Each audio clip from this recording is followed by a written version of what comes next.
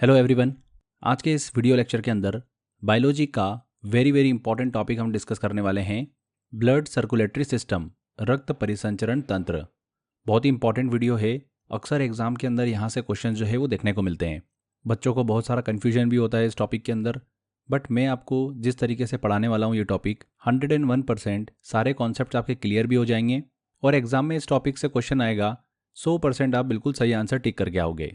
तो सबसे पहले फ्रेंड्स इस लेक्चर की क्रोनोलॉजी समझ लेते हैं हम। देखिए फ्रेंड्स, सबसे पहले हम बात करेंगे सर्कुलेटरी सिस्टम जो होते हैं वो क्या होता है। बेसिकली वो दो टाइप के होते हैं, एक होता है ओपन सर्कुलेटरी सिस्टम और दूसरा होता है क्लोज्ड सर्कुलेटरी सिस्टम। हम जो मानव होते हैं, ह्यूमन होते हैं, उनके अंदर क्लोज्ड सर्कुलेटरी सिस्टम ही पाया जाता है, ठीक है। और ऑर्थोपोडा और मोलस्का के अंदर ओपन सर्कुलेटरी सिस्टम जो है वो देखने को मिलता है, जैसे कि बिच्छू, मकड़ी, इनके अंदर ओपन सर्कुलेटरी सिस्टम होता है। अब ये क्या होता है ये भी हम जानेंगे।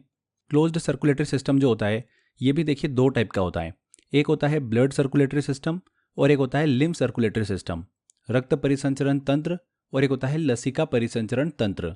ये जो रक्त परिसंचरण तंत्र है, ब्लड सर्कुलेटरी सिस्टम, इसी को हमको आज के इस लेक्चर के अंदर अच्छे से पढ़ना है। यही सबसे बड़ा सेक्शन है जहाँ से क्वेश्चंस पूछे जाते हैं। अब रक्त परिसंचरण तंत्र मतलब ब्लड सर्कुलेटरी सिस्टम के अंदर हम तीन चीज़ें डिस्कस करेंगे। क्या क्या डिस्कस करेंगे? ब्लड के बारे में जानेंगे, ब्लड किन किन चीज़ों से मिलकर बना होता है, उनकी कमी से या उनके बढ़ने से कौन कौन से रोग हो जाते हैं। इसके बाद हम ब्लड वेसल्स के बारे में बात करेंगे, रक्त वाहिनियों के बारे में, हमारी बॉडी के अंदर रक्त जो होता है, ब्लड होता है, वो किस तरीके से और किसके माध्यम से फ्लो होता है, वो ब्लड वेसल्स के अंदर हम स्टडी करेंगे। आर्टरीज, वेन्स और ब्लड कैपिलरीज के बारे में हम यहाँ पर जानेंगे। एंड उसके बाद तीसरा सेक्शन आता है इसके अंदर हार्ट के बारे में, हृदय, हार्ट की वर्किंग समझेंगे, हार्ट के स्ट्रक्चर को पहले समझेंगे। ये सारी चीज़ें हम यहाँ पर क्लियर करने वाले हैं। लिम्फ सर्कुलेटरी सिस्टम बहुत छोटा सा है, 1-2 मिनट में ही हो जाएगा ये तो, बट मेन जो है वो है ब्लड सर्कुलेटरी सिस्टम, जिसमें अंदर हमको ये तीन चीज़ें पढ़नी है, ठीक है। तो आई होप आपको ये पूरा क्रोनोलॉजी समझ में आ गई होगी इस लेक्चर की। चलिए एक एक करके सभी चीज़ों को समझना हम स्टार्ट करते हैं। देखिए सबसे पहले हमको समझना पड़ेगा कि सर्कुलेटरी सिस्टम भैया परिसंचरण तंत्र क्या होता है। इसको ऐसे समझ सकते हैं हम। देखिए हमारा शरीर है, शरीर के अंदर न्यूट्रिएंट्स होते हैं, बहुत सारी गैसेस होती है, एक्सक्रीटरी सब्सटेंस होते हैं, उत्सर्जी पदार्थ होते हैं। बॉडी के अंदर इनका सर्कुलेशन तो ज़रूरी होता ही है एक जगह से दूसरी जगह पर। तो हमारे सिस्टम के अंदर इन सब चीज़ों का सर्कुलेशन ही क्या कहलाता है? सर्कुलेटरी सिस्टम कहलाता है, परिसंचरण तंत्र। क्लियर हुआ आपको?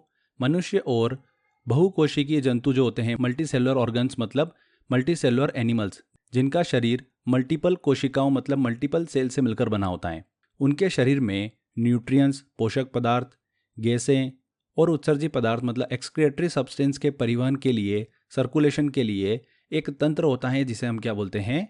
सर्कुलेटरी सिस्टम या परिसंचरण तंत्र कहते हैं। क्लियर हो गया? थोड़ी थोड़ी आपको वर्किंग भी समझ में आ गई होगी। फिर भी हम एक बार इसके फंक्शंस को डिस्कस कर लेते हैं। फिर भी हम इसके फंक्शन को डिस्कस करें तो पोषक पदार्थ कौन कौन से हो गए, न्यूट्रिएंट्स कौन कौन से हो गए, ग्लूकोज, विटामिन, फैटी एसिड हो गए, वसी अम्ल हो गए। इनको क्या करते हैं? ऑब्जर्व करके शरीर के अलग अलग भागों तक पहुंचाने का काम होता है, ठीक है, इस सिस्टम का। फिर नाइट्रोजनी सब्सटेंस होते हैं, जैसे यूरिक अम्ल होता है, यूरिया, अमोनिया होता है। इनको शरीर के अलग अलग भागों से उत्सर्जी अंगों तक पहुंचाने का काम होता है सर्कुलेटरी सिस्टम का। इसके अलावा लंग्स से टिश्यू और सेल्स तक ऑक्सीजन को पहुंचाने का काम भी सर्कुलेटरी सिस्टम का होता है। एंड सर्कुलेटरी सिस्टम का एक सबसे इंपॉर्टेंट काम भी होता है हार्मोन का सर्कुलेशन करना, परिवहन करना। तो ये इसके फंक्शंस होते हैं। आई होप आपको क्लियर हो गया होगा। आगे बात करते हैं सर्कुलेटरी सिस्टम जो होते हैं वो कितने प्रकार के होते हैं। तो बेसिकली दो प्रकार के सर्कुलेटरी सिस्टम हमको देखने को मिलते हैं। एक होता है ओपन सर्कुलेटरी सिस्टम और एक होता है क्लोज्ड सर्कुलेटरी सिस्टम। अब एक बेसिक अंतर तो आप इतना जान लो, ओपन सर्कुलेटरी सिस्टम में क्या होगा भैया, किसी भी जीव की बॉडी के अंदर जो ब्लड फ्लो होता है वो नलियों में फ्लो होता है, ठीक है। तो अगर वो उसकी बॉडी में कंप्लीट तरीके से नलियों में ही फ्लो हो तो वो हो जाएगा क्लोज्ड, ठीक है। ब्लड को बिल्कुल क्लोज करके रखा है नलियों में, ब्लड डक्ट्स के अंदर। पर अगर किसी जीव के अंदर ब्लड जो फ्लो हो रहा है वो नलियों में फ्लो होते होते खुले स्थान पर आ जाता है तो उसको क्या बोलेंगे हम? ओपन सर्कुलेटरी सिस्टम बोलेंगे। तो ये कॉमन एक डिफरेंस होता है, इसको हमको दिमाग में रखना है, ठीक है। तो आपके लिए समझना बिल्कुल आसान हो जाएगा। तो ओपन सर्कुलेटरी सिस्टम की बात कर रहे हैं तो जैसा मैंने आपको बताया, इसमें जो ब्लड होता है इस तरीके के सर्कुलेटरी सिस्टम में, वो कुछ देर के लिए ब्लड डक्ट्स में बहने के बाद खुले स्थान पर आ जाता है। इस तरीके का सर्कुलेटरी सिस्टम परिसंचरण तंत्र ऑर्थोपोडा और मोलस्का में पाया जाता है।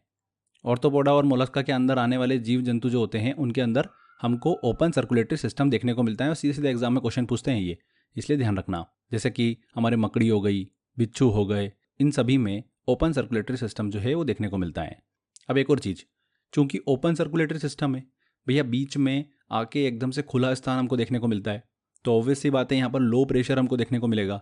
तो इस तरीके के सर्कुलेटरी सिस्टम में कम दाब मतलब लो प्रेशर और लो स्पीड में ब्लड जो है वो बहता हुआ दिखता है हमको। ठीक है, तो ये हमने बात करी ओपन सर्कुलेटरी सिस्टम की। अब बात करते हैं क्लोज सर्कुलेटरी सिस्टम की। ह्यूमंस के अंदर क्लोज्ड सर्कुलेटरी सिस्टम ही होता है। इस प्रकार के परिसंचरण तंत्र में मैंने आपको बताया था कि ब्लड जो होता है वो क्लोज डक्ट्स में बहता है, बंद नलियों में बहता है, कभी भी खुले स्थान पर नहीं आता है। इस प्रकार के तंत्र में हमको हाई प्रेशर और हाई स्पीड में रक्त जो है बहता हुआ नजर आता है। क्लियर? इस सिस्टम में हमको सब्सटेंस जो होते हैं, पदार्थ जो होते हैं, उनका आदान प्रदान ऊतक द्रव्य मतलब टिश्यू फ्लूइड के द्वारा देखने को मिलता है। और ये परिसंचरण तंत्र हमको वर्टिब्रेट्स के अंदर देखने को मिलता है, कशेरुकी जंतुओं के अंदर देखने को मिलता है। वर्टिब्रेट्स क्या होते हैं? बहुत आसान तरीके से समझ सकते हैं। वे जंतु जिनके पास रीढ़ की हड्डी होती है, मेरुदंड होता है, उन्हीं एनिमल्स को क्या बोलते हैं? वर्टिब्रेट्स बोलते हैं, मतलब कशेरुकी जंतु बोलते हैं। ये चीज़ क्लियर हो गई हमको? तो क्लोज्ड सर्कुलेटरी सिस्टम और ओपन सर्कुलेटरी सिस्टम क्लियर हो गया होगा आपका। अब आगे बात करते हैं। जैसा मैंने आपको बताया कि क्लोज सर्कुलेटरी सिस्टम जो है ये हमको ह्यूमन के अंदर देखने को मिलता है, तो हमको ह्यूमन सर्कुलेटरी सिस्टम जो है वो पढ़ना है। ह्यूमन सर्कुलेटरी सिस्टम, मानव परिसंचरण तंत्र। ठीक है, तो मनुष्य के शरीर में फ्रेंड्स दो तरीके के परिसंचरण तंत्र जो है हमको देखने को मिलते हैं। एक होता है ब्लड सर्कुलेटरी सिस्टम, रक्त परिसंचरण तंत्र, और एक होता है लसिका परिसंचरण तंत्र जिसे बोलते हैं lymph circulatory system. Lymph circulatory system तो बहुत ही छोटा है, बहुत ही बेसिक है, 1-2 मिनट में आपको समझ में आ जाएगा। ब्लड सर्कुलेटरी सिस्टम को हमको अच्छे से पढ़ना है। ठीक है, तो सबसे पहले बात करते हैं कि भैया ब्लड सर्कुलेटरी सिस्टम की खोज किसने करी थी। तो विलियम हॉर्वे नामक एक वैज्ञानिक थे, 1928 में उन्होंने ब्लड सर्कुलेटरी सिस्टम की खोज करी थी। रक्त परिसंचरण तंत्र ब्लड सर्कुलेटरी सिस्टम को कार्डियोवास्कुलर सिस्टम भी कहते हैं। क्या कहते हैं? हृदय संवहनी तंत्र भी कहते हैं, क्योंकि पूरे शरीर में रक्त के संचरण में हृदय की सबसे ज्यादा भूमिका जो है वो देखने को मिलती है, इसीलिए इसको कार्डियोवास्कुलर सिस्टम भी कहा जाता है। अब ब्लड सर्कुलेटरी सिस्टम जो हम पढ़ रहे हैं इसके मेन 3 भाग होते हैं, ब्लड, हार्ट और ब्लड वेसल्स। ठीक है, तीनों को हम एक एक करके डिस्कस करेंगे। क्वेश्चंस यहीं से पूछे जाते हैं और बहुत ज़्यादा एग्जाम के अंदर क्वेश्चंस देखने को मिलते हैं, तो ध्यान से समझना। टेस्ट वाले सेक्शन में मैंने 50 से 60 क्वेश्चंस दे रखे हैं इस टॉपिक से रिलेटेड। अगर आप टॉपिक को अच्छे से समझोगे तो सारे क्वेश्चन आपके चुटकियों में सॉल्व हो जाएंगे, पर अगर ध्यान से नहीं पढ़ोगे तो क्वेश्चंस में अटक जाओगे। इसलिए हर एक जो मैं आपको यहाँ पर इन्फॉर्मेशन दे रहा हूँ, सारी की सारी information exam point of view से बहुत इंपॉर्टेंट है और पूछी गई एग्जाम के अंदर। फालतू चीज़ें हम बिल्कुल भी डिस्कस नहीं कर रहे हैं। ठीक है, एक मिनट हमारे लिए बहुत ही इंपॉर्टेंट है। चलिए सबसे पहले हम बात करते हैं ब्लड के बारे में, रक्त के बारे में। तो ब्लड क्या होता है? देखिए, ब्लड जो होता है एक प्रकार का फ्लूइड कनेक्टिव टिश्यू होता है। मैंने आपको टिश्यू वाले लेक्चर में, ऊतक वाले लेक्चर में बताया था कि कनेक्टिव टिश्यू क्या होता है।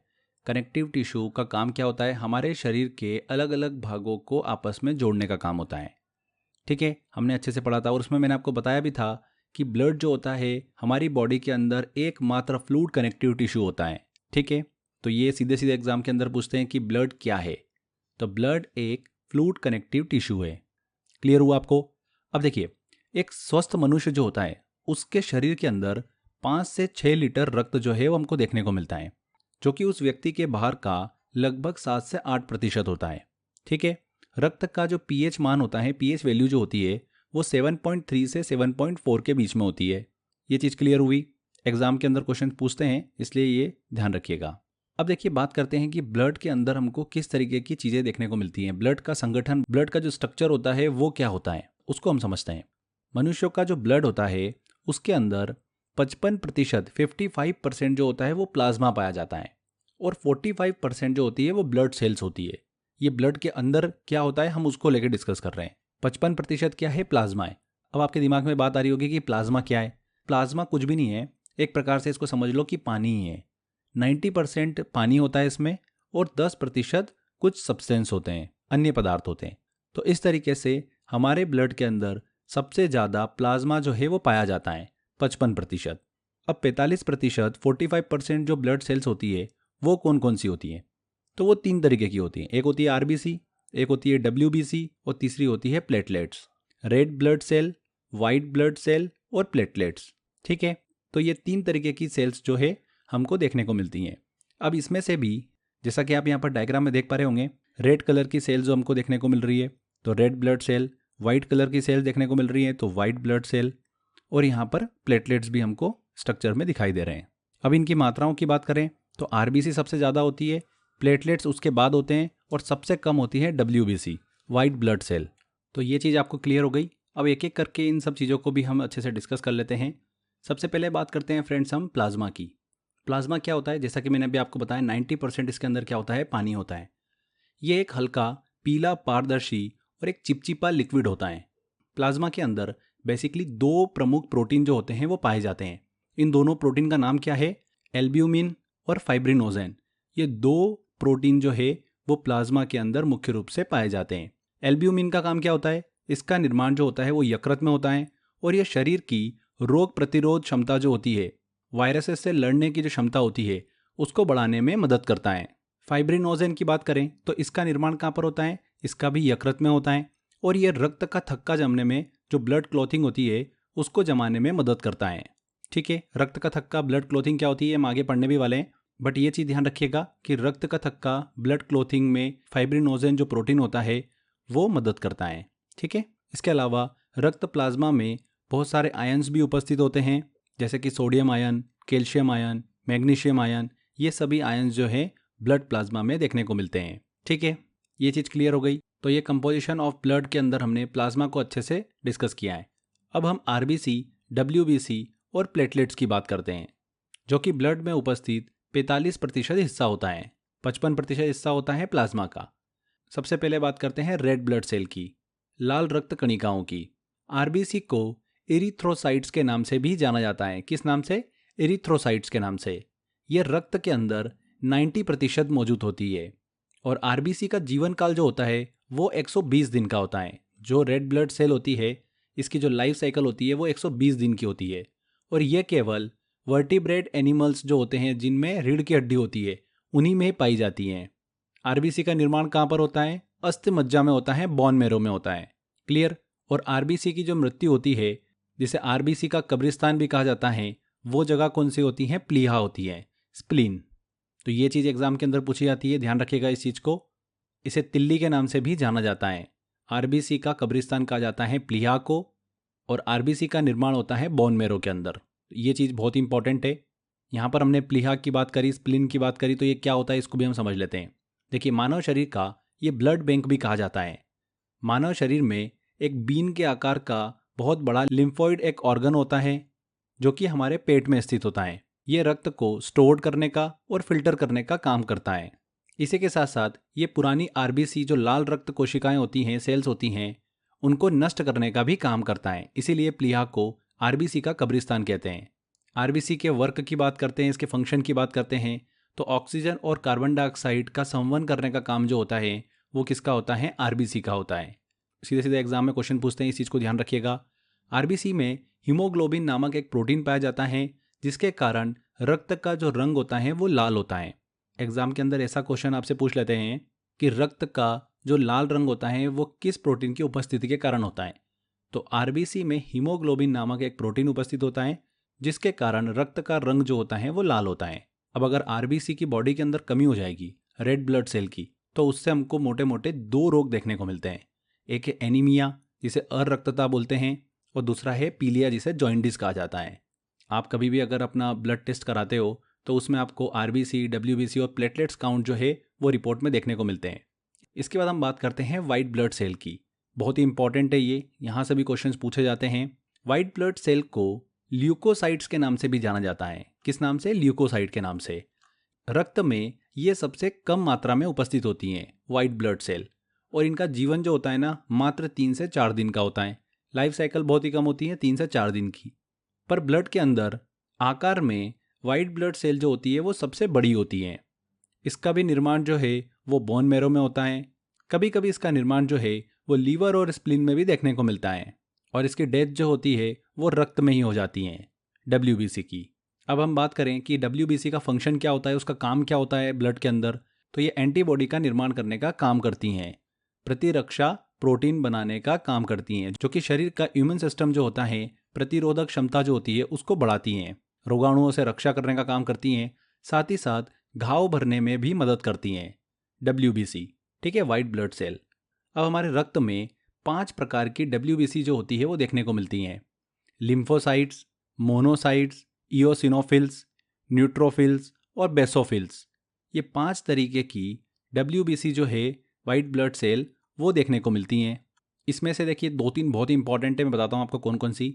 लिम्फोसाइट, अभी हमने बात भी करी थी कि ये जो वाइट ब्लड सेल होती है, श्वेत रक्त कणिकाएं होती है, ये एंटीबॉडीज़ बनाने का काम करती हैं और हमको बीमारियों से बचाती हैं। मोनोसाइट्स की बात करते हैं तो ये आकार में सबसे बड़ा होता है, जो कि घाव को भरने में मदद करता है। इसके बाद बची हुई 3 जो WBC है, इओसिनोफिल्स, न्यूट्रोफिल्स और बेसोफिल्स, ये तीनों जो श्वेत रक्त कणिकाएं हैं, ये एक प्रकार की बहुत ही सूक्ष्म कण की बनी हुई होती हैं। वाइट ब्लड सेल में बहुत सारे अलग अलग प्रकार के माइक्रो पार्टिकल्स जो होते हैं वो पाए जाते हैं, जिन्हें क्या बोला जाता है, ग्रेन्युलोसाइट्स बोला जाता है। और ये माइक्रो पार्टिकल्स सूक्ष्म कण जो होते हैं ये कौन कौन से होते हैं, इओसिनोफिल्स, न्यूट्रोफिल्स और बेसोफिल्स। इओसिनोफिल्स की बात करें तो ये इम्यूनिटी मतलब प्रतिरक्षण और एलर्जी का कार्य करती हैं। न्यूट्रोफिल्स की बात करें तो ये बैक्टीरिया और अन्य पदार्थों को नष्ट कर देती हैं, इसी कारण से इसे माइक्रोफेज भी कहा जाता है।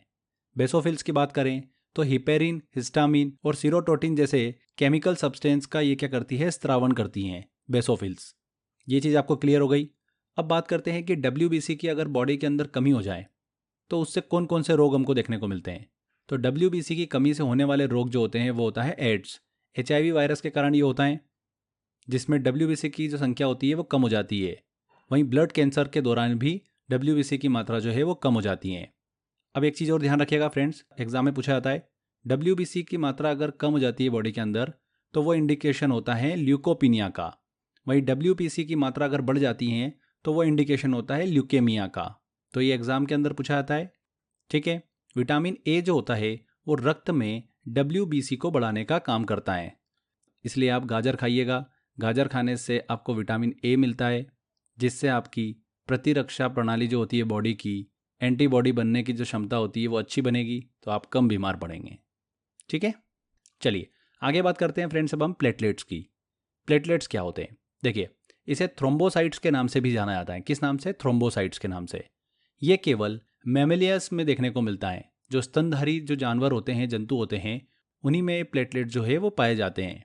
ब्लड के अंदर इनकी जो संख्या होती है वो कितनी होती है, 4.5 लाख से 6 लाख प्रति लीटर होती है। कितनी, ये एग्जाम में पूछी जाती है, 4.5 लाख से 6 लाख प्रति लीटर। और इनकी जो लाइफ साइकिल होती है वो होती है 8 से 12 दिन की।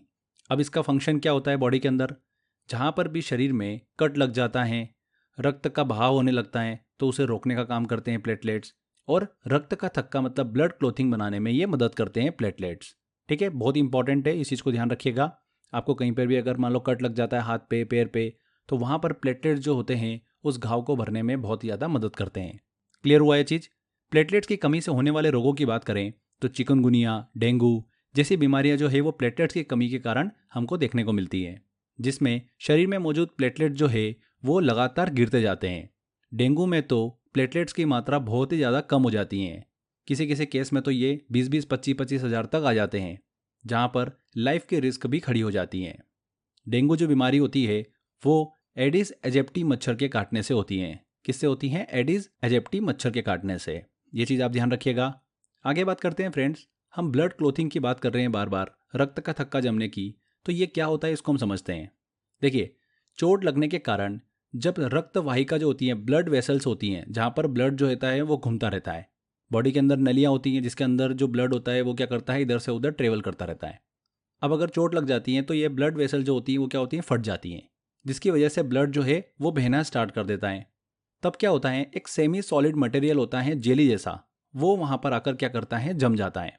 जैसा कि आप यहाँ पर देख सकते हैं डायग्राम के अंदर, ये ब्लड वेसल्स थी, ये जैसे ही फटी यहाँ से ब्लड जो है वो निकलना स्टार्ट हुआ, बट प्लेटलेट्स ने क्या किया, सेमी सॉलिड मटेरियल जैसा यहाँ पर एक थक्का जमा दिया, जिसे ही हम क्या बोलते हैं, रक्त का थक्का बोलते हैं। तो ये चीज़ आपको क्लियर हो गई।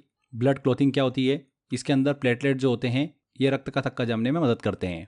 अब बॉडी के अंदर दोस्तों क्या होता है, ब्लड क्लॉथिंग जब होती है उस दौरान हमको एक रिएक्शन देखने को मिलती है।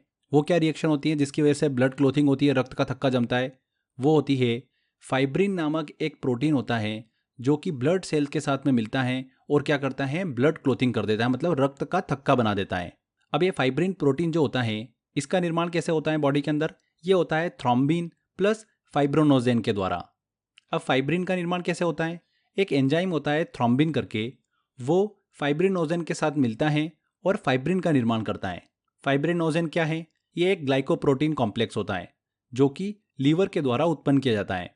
थ्रोम्बिन उसके साथ मिलता है और फाइब्रिन का निर्माण करता है, और यही फाइब्रिन जो होता है वो ब्लड सेल के साथ में मिलकर ब्लड क्लोथिंग कर देता है। अब हमने यहाँ पर एक एंजाइम थ्रोम्बिन की बात करी, तो थ्रोम्बिन का निर्माण कैसे होता है, थ्रोम्बिन का निर्माण होता है हमारी बॉडी के अंदर थ्रोम्बोप्लास्टिन, प्रोथ्रोम्बिन और कैल्शियम मिलकर क्या बनाते हैं, थ्रोम्बिन बनाते हैं। थ्रोम्बोप्लास्टिन की बात करें तो ये एक सब्सटेंस होता है, पदार्थ होता है जो कि रक्त का थक्का बनाने में जो आवश्यक टिश्यूज होते हैं, प्लेटलेट्स होते हैं और ल्यूकोसाइट्स होते हैं, उनमें ये उपस्थित होता है थ्रोम्बोप्लास्टिन। ठीक है, प्रोथ्रोम्बिन क्या होता है, ये एक प्रकार का प्रोटीन होता है जो कि विटामिन के की उपस्थिति में यकृत द्वारा इसका निर्माण किया जाता है। ये दोनों कैल्शियम के साथ मिलते हैं और थ्रोम्बिन बनाते हैं। वही थ्रोम्बिन फाइब्रिनोजेन के साथ मिलकर फाइब्रिन बनाता है, और फाइब्रिन ब्लड सेल के साथ में मिलकर क्या बना लेता है, ब्लड क्लोथिंग कर देता है। इस तरीके से हमको रक्त का थक्का जो है वो देखने को मिलता है। जहाँ पर भी घाव होता है वहाँ पर रक्त का थक्का जो है वो जमता हुआ हमको दिखता है। तो वो इंटरनली प्रोसेस उसकी क्या होती है वो हमने डिस्कस करी। ठीक है, एग्जाम में क्वेश्चन पूछते हैं, इसीलिए हमने ये चीज़ें कवर करी है। आगे बात करते हैं फ्रेंड्स। अब हमने रक्त के संगठन को अच्छे से डिस्कस किया, रक्त के कंपोजिशन के बारे में हमने अच्छे से पढ़ लिया है। अब ब्लड का हमारी बॉडी के अंदर काम क्या होता है उसको भी हम अच्छे से डिस्कस करते हैं। देखिए, ब्लड का काम क्या होता है, हमारी बॉडी के अंदर ऑक्सीजन, कार्बन डाइऑक्साइड, हार्मोन और जो अपशिष्ट पदार्थ होते हैं, वेस्ट मटेरियल होते हैं, उनका परिवहन करना, उनको सर्कुलेट करना बॉडी के अंदर, यही काम होता है ब्लड का। इसी के साथ साथ ब्लड जो होता है हमारी बॉडी के टेम्परेचर को भी कंट्रोल करता है। ब्लड में उपस्थित WBC जो होती है वो शरीर को रोगों से बचाती हैं। वहीं प्लेटलेट जो होता है ये ब्लड क्लोथिंग मतलब रक्त का थक्का बनाने में मदद करता है। अब आगे देखिए दोस्तों, एक छोटा सा डाउट हमारे दिमाग में आता है, हमारे शरीर में खून जो होता है, ब्लड जो होता है वो लगातार मूवमेंट करता रहता है, तो क्या कोई स्टेज पे आकर ब्लड जो है वो जम सकता है क्या? नहीं, हमारे ब्लड में हेपरिन नामक एक प्रोटीन जो होता है वो पाया जाता है, जिसके कारण ब्लड जो है शरीर में नहीं जमता है। जब रक्त वाहिकाओं से जो ब्लड वेसल्स होती है उनमें से अगर रक्त को निकाला जाता है, तब उस रक्त को जमने से बचाने के लिए उसमें थोड़ा सा ऑक्जेलेट मिलाया जाता है, सोडियम या फिर पोटेशियम ऑक्जेलेट, जिसकी वजह से वो निकाला हुआ रक्त जो होता है वो नहीं जमता है। एक वयस्क व्यक्ति में हीमोग्लोबिन की मात्रा कितनी होती है? 14.5 ग्राम पर मिलीलीटर। जब आप बॉडी का चेकअप करवाते हो तब उसमें हीमोग्लोबिन की मात्रा जो है आपको देखने को मिलती है। तो एक वयस्क व्यक्ति में हीमोग्लोबिन की मात्रा कितनी होनी चाहिए? 14.5 ग्राम पर 100 मिलीलीटर। ठीक है, हीमोग्लोबिन में आयरन जो होता है वो मौजूद होता है। आयरन जो मेटल होती है, धातु होती है, वो मौजूद होती है। एग्जाम में ऐसा पूछ लेते हैं, हीमोग्लोबिन में कौन सा तत्व जो है वो उपस्थित होता है? तो आयरन। मानव शरीर में खून के शुद्धिकरण की प्रक्रिया जो होती है उसको क्या बोला जाता है? डायलिसिस कहा जाता है। ठीक है, और मानव रक्त में, ब्लड में कोलेस्ट्रॉल का सामान्य स्तर कितना होता है? 180 से 200 mg। ठीक है, तो ये चीज़ भी आपको दिमाग में रखना है। तो ये हमने कंपोजिशन ऑफ ब्लड को अच्छे से डिस्कस किया, रक्त किन किन चीज़ों से मिलकर बना होता है और उनका काम क्या क्या होता है। हमने प्लाज्मा की बात करी जो कि शरीर की रोग प्रतिरोध क्षमता को बढ़ाने का काम करता है, जो कि ब्लड के अंदर 55% होता है। फिर 45% इसके अंदर ब्लड सेल्स होती है। RBC की हमने बात करी जो कि ऑक्सीजन और कार्बन डाइऑक्साइड का यहाँ पर क्या करते हैं, बॉडी के अंदर परिवहन करते हैं, सर्कुलेशन करते हैं। WBC की बात करी तो इनका काम क्या होता है? एंटीबॉडी बनाने का काम होता है। प्लेटलेट्स की बात करी तो रक्त का थक्के बनाने में मदद करता है। अब आगे बात करते हैं ब्लड वेसल्स की, रक्त वाहिनियों की। हमारे बॉडी के अंदर रक्त जो है, ब्लड जो है वो एक जगह से दूसरी जगह पर जा रहा है, तो वो किसके जरिए जा रहा है? वो ब्लड वेसल्स के जरिए जा रहा है। तो ये भी अलग अलग टाइप की होती है, उनको भी हम डिस्कस करेंगे। मनुष्य के शरीर में जो ब्लड सर्कुलेशन होता है वो आर्टरीज मतलब धमनियों और वेन्स मतलब शिराओं के द्वारा होता है। ये चीज़ क्लियर हो गई। दो चीज़ें हैं, आर्टरीज और वेन्स, धमनियाँ और शिराएं। अब धमनी और शिरा जो होती है, आर्टरीज और वेन्स होती है, इन दोनों को कनेक्ट करने का भी कोई काम करता होगा, उनको बोला जाता है ब्लड कैपलरीज। धमनियों और शिराओं को जोड़ने का काम करती हैं। ये चीज़ आपको क्लियर हो गई। तो बॉडी के अंदर रक्त वाहिनियाँ कितनी हैं? 3 हैं, आर्टरीज, वेन्स और ब्लड कैपलरीज। ठीक है, अब एक एक करके हम सभी को डिस्कस करते हैं। सबसे पहले हम बात करते हैं आर्टरीज की, धमनियों की। धमनियाँ भैया क्या करती है तो सभी नली का ही है, पर कौन सी नली जो है वो शुद्ध ब्लड लेके घूम रही है, कौन सी अशुद्ध ब्लड लेके घूम रही है, यही हमको डिफरेंस जो है बस पढ़ना है। तो आर्टरीज जो धमनियाँ होती है हमारे हार्ट से ऑक्सीजन युक्त शुद्ध खून मतलब ऑक्सीजनेटेड ब्लड को शरीर के विभिन्न अंगों तक पहुंचाती हैं। देखिए अब एक छोटी सी चीज़ है, अगर ब्लड के अंदर ऑक्सीजन मिली हुई है तो वो हो गया शुद्ध खून, प्योर ब्लड हो गया। अगर ब्लड के अंदर ऑक्सीजन नहीं मिली हुई है, कार्बन डाइऑक्साइड मिली हुई है, तो वो हो गया अशुद्ध खून। ये चीज़ आपको क्लियर हो गई। तो आर्टरीज जो होती है, धमनियाँ जो होती है, वो ऑक्सीजन युक्त शुद्ध खून को शरीर के विभिन्न अंगों तक ले जाने का काम करती हैं। आर्टरीज मतलब शुद्ध खून ले जा रही होगी, ठीक है। अब इसमें एक अपवाद हमको देखने को मिलता है, पल्मोनरी आर्टरी, पल्मोनरी धमनी। ये एकमात्र ऐसी धमनी है, एकमात्र ऐसी आर्टरी है जो कि अशुद्ध रक्त को ले जाती हैं। कहाँ से ले जाती हैं? हमारे हार्ट से लंग्स तक ले जाती हैं। ये हमारी बॉडी में कहाँ पर स्थित होती है ये हम आगे मैप में अच्छे से डिस्कस भी करेंगे। जब मैं आपको डायग्रामेटिकली थोड़ी चीज़ें अच्छे से डिस्कस करूंगा उसमें मैं आपको बताऊंगा भी सही कि पल्मोनरी आर्टरी जो होती है ये अशुद्ध रक्त को ले जाने का काम करती हैं, हृदय से लंग्स की तरफ। जो हमारा हार्ट होता है वहाँ से फेफड़ों की तरफ में लेके जाती है अशुद्ध रक्त को पल्मोनरी धमनी, ठीक है। इसके बाद एक और हमको धमनी देखने को मिलती है जिसे कहा जाता है महाधमनी। इसको इंग्लिश में बोला जाता है अओर्टा। ये हमारे शरीर की सबसे बड़ी आर्टरी होती है, धमनी होती है, जो कि लेफ्ट वेंट्रिकल्स, अभी आगे हम पढ़ेंगे, हमारे हार्ट जो होता है उसमें 4 चैम्बर देखने को मिलते हैं। उन्हीं चैम्बर में से एक है लेफ्ट वेंट्रिकल। वही लेफ्ट वेंट्रिकल से ये शुद्ध रक्त को शरीर के अलग अलग भागों में पहुंचाने का काम करती है महाधमनी, ठीक है। ये चीज़ आपको क्लियर हो गई। इसके बाद हम बात करते हैं वेन्स की, शिराओं की। तो शिराएं जो होती है, वेन जो होती हैं, ये हमारी बॉडी में अशुद्ध खून मतलब ऐसा ब्लड जिसमें कार्बन डाइऑक्साइड मिली हो उसको ले जाने का काम करती हैं, और शरीर के विभिन्न अंगों से हार्ट में ये अशुद्ध रक्त को ले जाने का काम करती हैं शिराएं, ठीक है। शरीर के अलग अलग अंगों से जो अशुद्ध रक्त हमारे हार्ट की तरफ आता है उसको लाने का काम कौन करती है? वेन्स करती हैं, शिराएं करती हैं। अब इसमें भी हमको एक अपवाद देखने को मिलता है, पल्मोनरी वेन्स, पल्मोनरी शिराएं। ये शुद्ध रक्त जो है वो ले जाने का काम करती हैं। भाई शुद्ध रक्त ले जाने का काम तो धमनी का होता है, आर्टरीज का होता है, पर एक ऐसी वेन होती है जो कि ये काम करती है, वो है पल्मोनरी वेन, ठीक है। ये लंग्स से मतलब फेफड़ों से हार्ट तक शुद्ध रक्त लेकर आती हैं। फिर हार्ट क्या करता है? इसको पंप करके शरीर के अलग अलग अंगों तक पहुंचा देता है। आगे हम हार्ट की वर्किंग को डिस्कस करेंगे तो वहां पर आपको सारी चीज़ें क्लियर भी हो जाएगी। इसमें एक महाशिरा भी होती है जिसे वेना कावा के नाम से जाना जाता है। किस नाम से? Vena cava. ये हृदय के बिल्कुल राइट भाग में स्थित होती हैं और ये अशुद्ध रक्त लेकर आती हैं हार्ट में, ठीक है। वेना कावा, जो कि देखिए शिरा का काम ही होता है अशुद्ध रक्त लेके आने का, तो वही करती है। ये सबसे बड़ी वेन होती है, इसीलिए इसको महाशिरा बोलते हैं, वेना कावा। ये चीज़ आपको क्लियर हो गई। आगे बात करते हैं ब्लड कैपिलरीज की।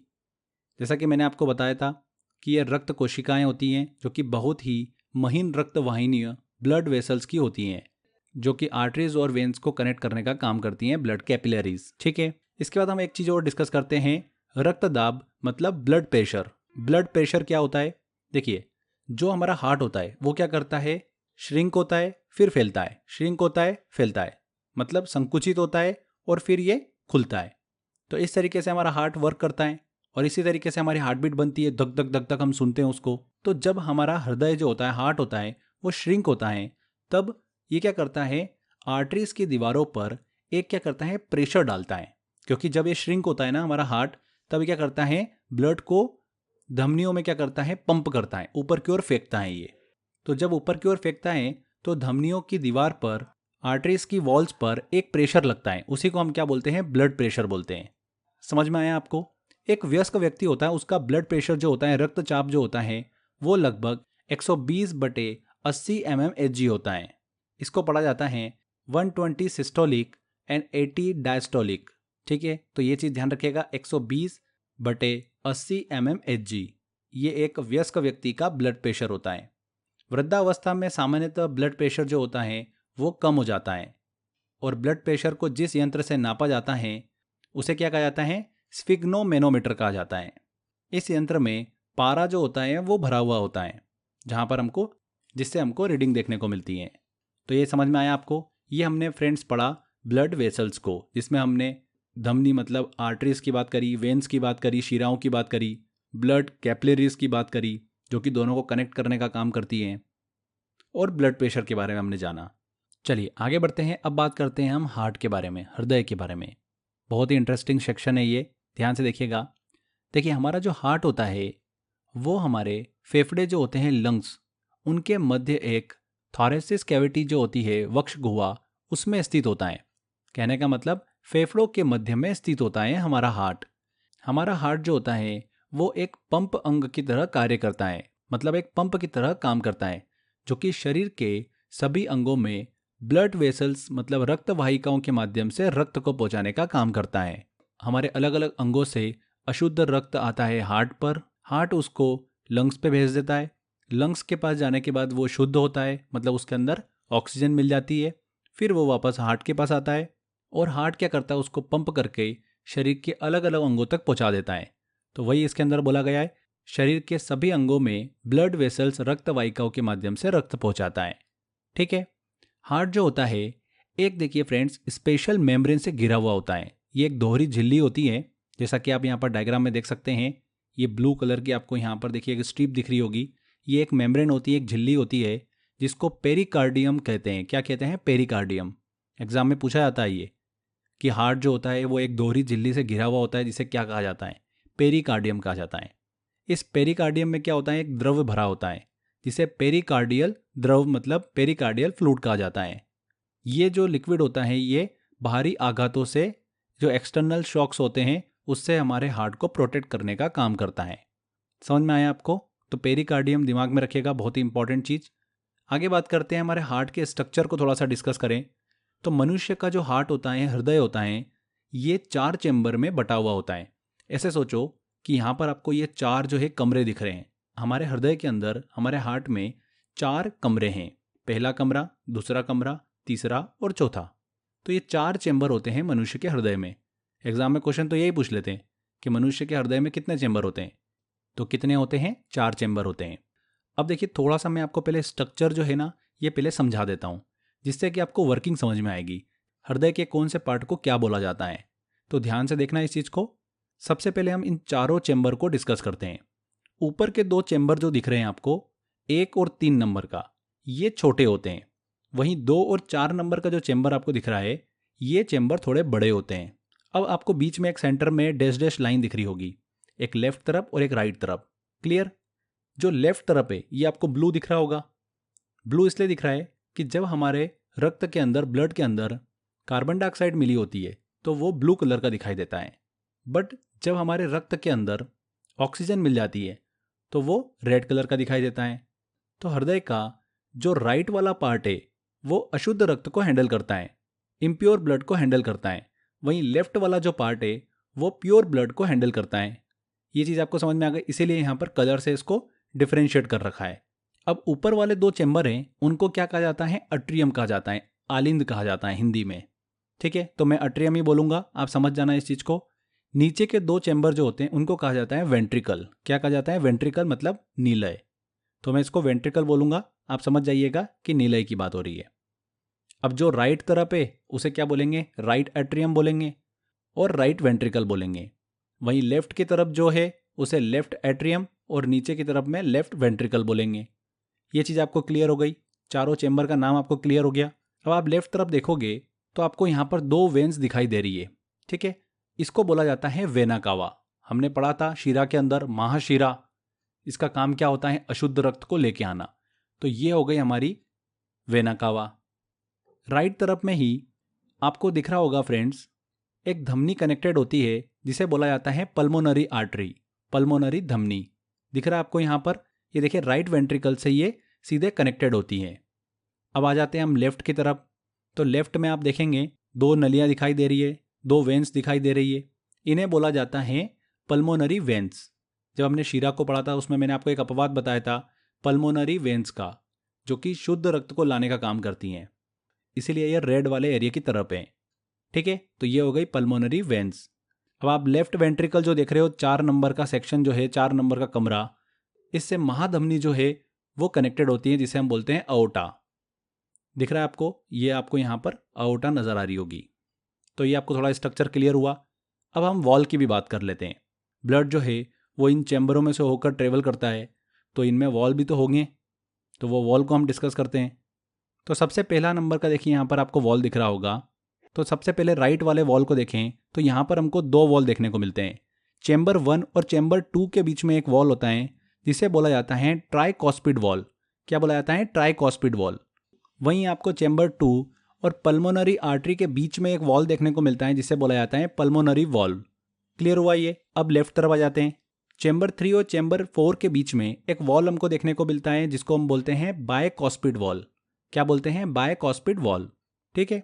और चैम्बर 4 जो कि है लेफ्ट वेंट्रिकल, उसके और अओर्टा के बीच में हमको एक वॉल देखने को मिलता है महाधमनी के बीच में, जिसे बोला जाता है अओर्टिक वॉल। ये चीज़ आपको क्लियर हो गई। अब ऊपर के जो आपको दो चैम्बर दिख रहे हैं, 1 और 3 नंबर का चैम्बर, जिसे बोला जाता है अट्रियम, आलिंद बोला जाता है। इनका काम क्या होता है? ब्लड को लेने का काम होता है कि लाओ भैया हमको ब्लड दे दो।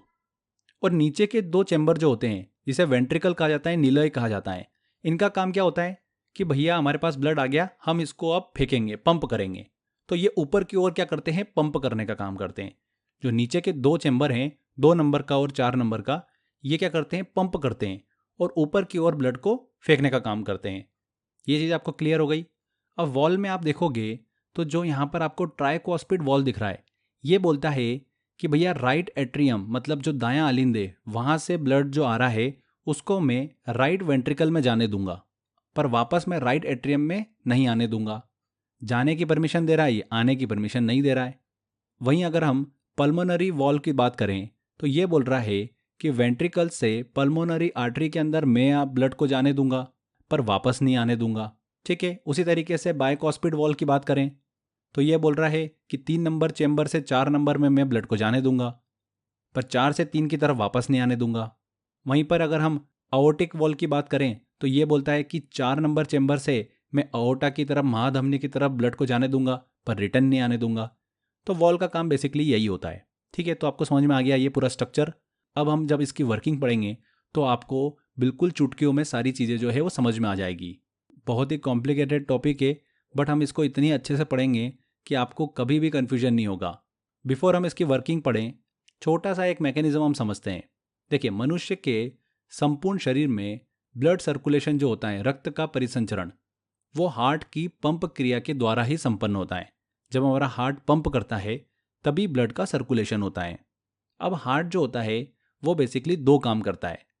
पहला संकुचित होगा, मतलब छोटा होगा फिर फैलेगा। छोटा होके फैल रहा है ना, तो यही हमारा क्या होता है? एक धड़कन बन जाता है।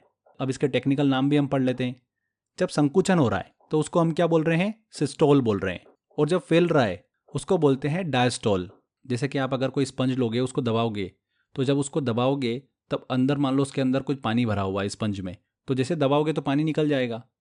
वैसे ही छोड़ोगे अगर, तो वो क्या करेगा? वापस सक करने की कोशिश करेगा, है ना? उसी तरीके से हमारा हार्ट होता है। जैसे ही हार्ट छोटा होता है, मतलब संकुचित होता है, तो उसके अंदर जो ब्लड है उसको वो बाहर की तरफ फेंकता है।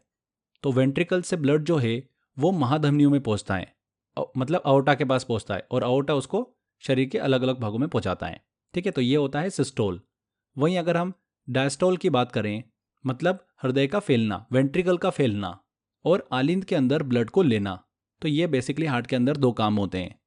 अब एक सिस्टोल और एक डायस्टोल मिलकर हार्ट बीट बना लेते हैं, हृदय की धड़कन का निर्माण करते हैं। तो एक बेसिक चीज आपको क्लियर होना चाहिए। अब बात करते हैं फ्रेंड्स हम हृदय की क्रियाविधि की, मैकेनिज्म ऑफ हार्ट। हार्ट हमारा कैसे काम करता है? अभी तक हमने सारी चीज़ें पढ़ ली है। सारा जो स्ट्रक्चर मैंने आपको समझाया, अगर वो ध्यान से समझा होगा तो वर्किंग आप बिल्कुल चुटकियों में समझ जाओगे। देखिए, सबसे पहले होता क्या है? अशुद्ध रक्त। अशुद्ध रक्त मतलब ऐसा रक्त जिसके अंदर कार्बन डाइऑक्साइड मिली हुई है। ठीक है। तो वो ब्लू कलर से दिखेगा, तो हम अभी ब्लू वाला पार्ट डिस्कस कर रहे हैं। तो वेना कवा मतलब महाशिरा से अशुद्ध रक्त हमारा इंटर करता है पहले चैम्बर में, जिसका नाम क्या है? राइट आर्ट्रियम, दायां आलिंद। ठीक है। उसके अंदर सबसे पहले ब्लड आया, फिर ये ब्लड राइट एट्रियम से राइट वेंट्रिकल की तरफ जाता है। बीच में एक वॉल लगा होता है, ये वॉल होता है ट्राइकॉस्पिड वॉल। इस ट्राइकॉस्पिड वॉल से ब्लड निकलकर कहाँ पर आ जाता है? राइट वेंट्रिकल में आ जाता है, सेकेंड नंबर के चैम्बर में आ जाता है। ठीक है। इस चैम्बर से कनेक्टेड होती है पल्मोनरी आर्टरी, पल्मोनरी धमनी, जैसा कि आपको यहाँ दिख रहा है। राइट वेंट्रिकल से जो इम्प्योर ब्लड है, अशुद्ध ब्लड है, वो पल्मोनरी वॉल से होता हुआ पल्मोनरी धमनी के अंदर चला जाता है, जिसे फुसफुस धमनी भी कहा जाता है। पल्मोनरी आर्टरी से ये ब्लड जो है शुद्ध होने के लिए कहाँ पर चला जाता है? लंग्स के पास चला जाता है, फेफड़ों के पास चला जाता है।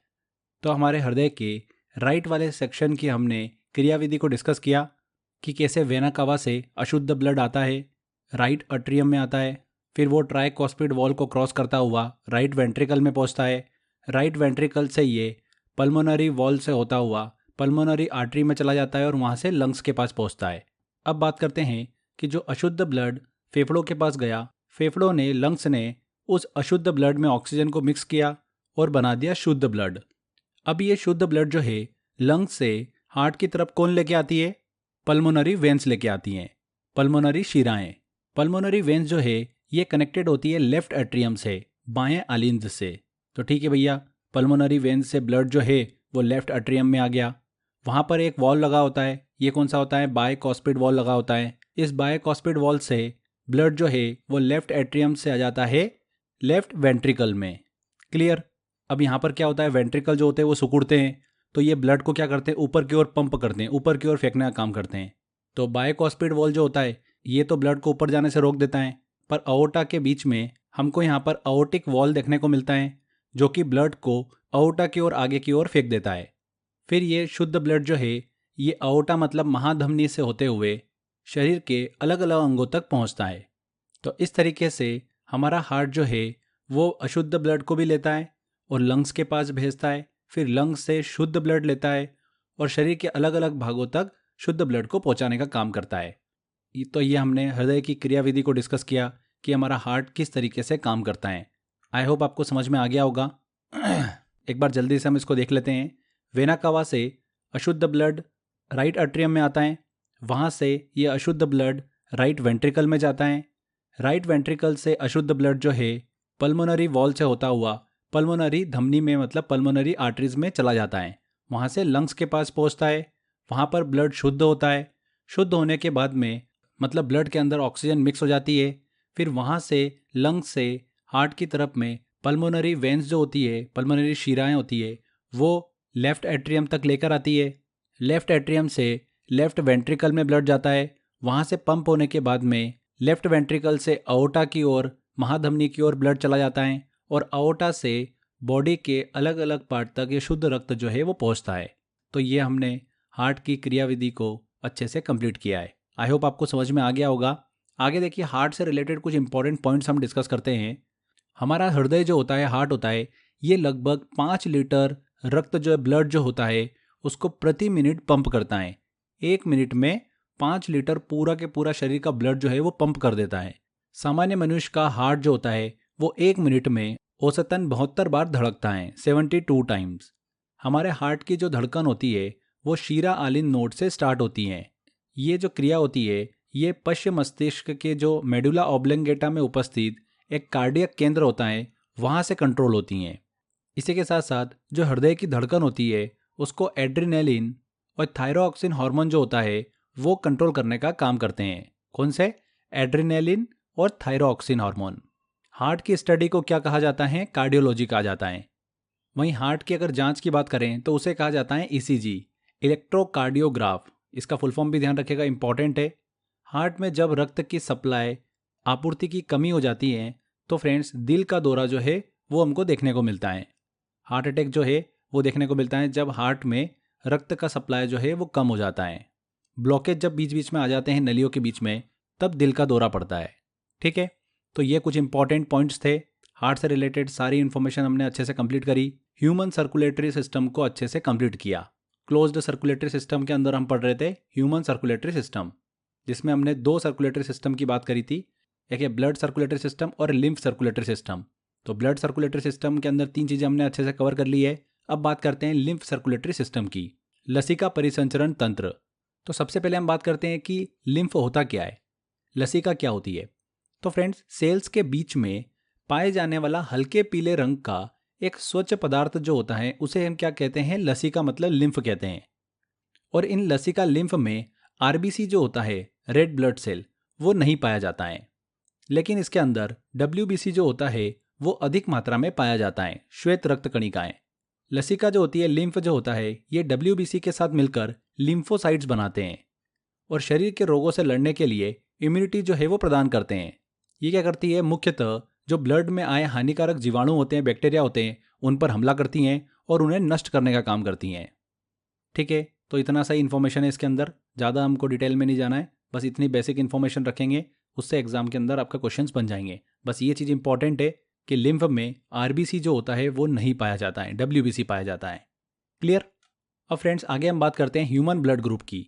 यहाँ से भी एग्जाम के अंदर हमको क्वेश्चंस देखने को मिलते हैं। Antibody, antigen, A blood group, B blood group, AB group, O group, इनसे रिलेटेड भी एग्जाम्स के अंदर क्वेश्चन पूछते हैं।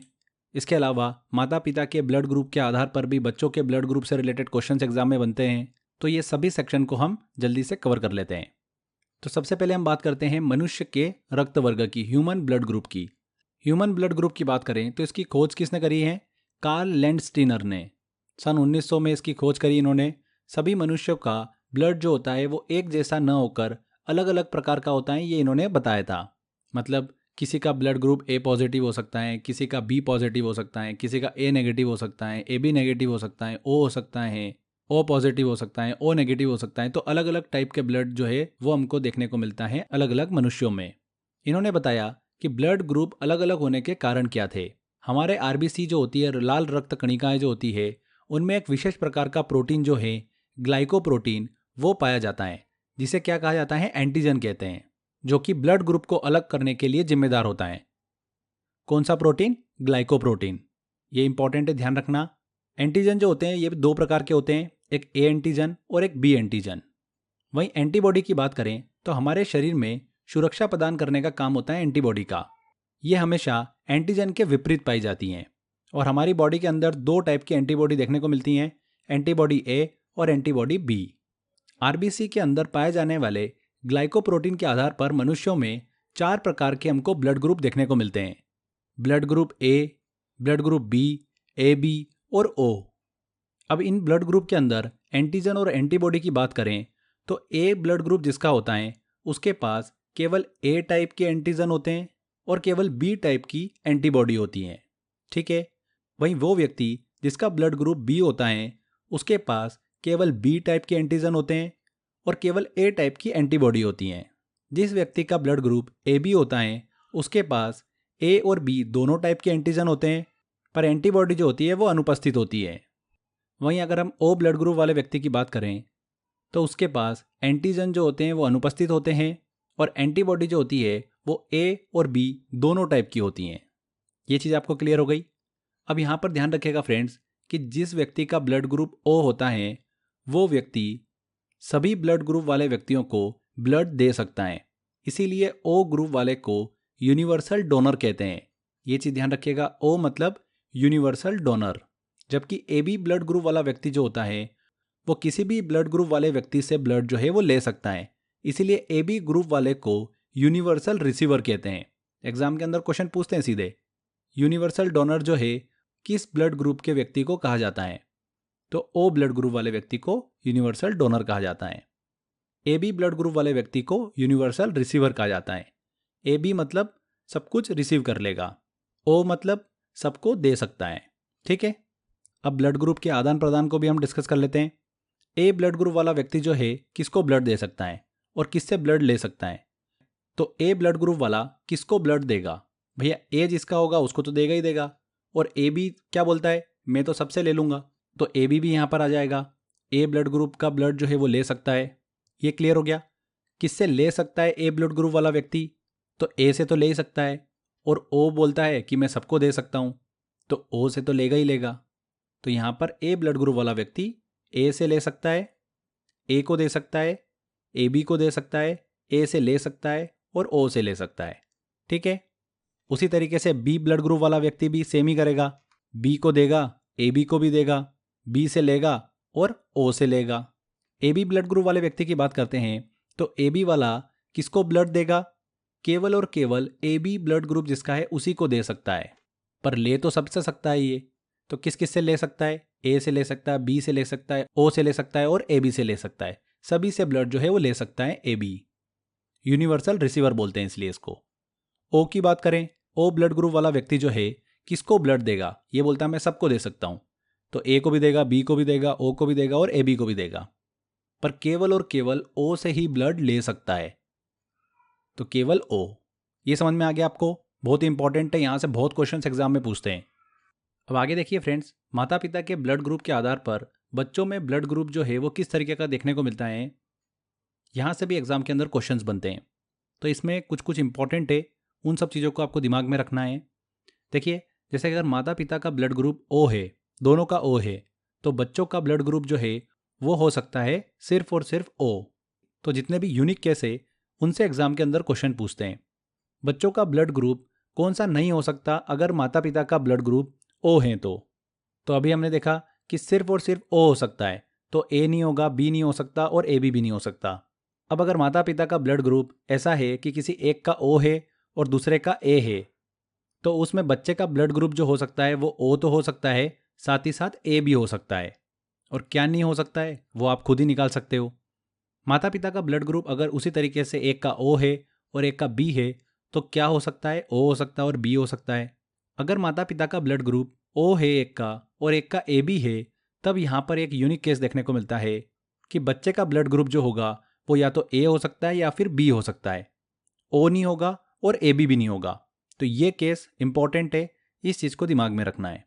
वहीं माता और पिता दोनों का ब्लड ग्रुप अगर ए है, तो बच्चों का ब्लड ग्रुप जो होगा वो ए हो सकता है या फिर ओ हो सकता है।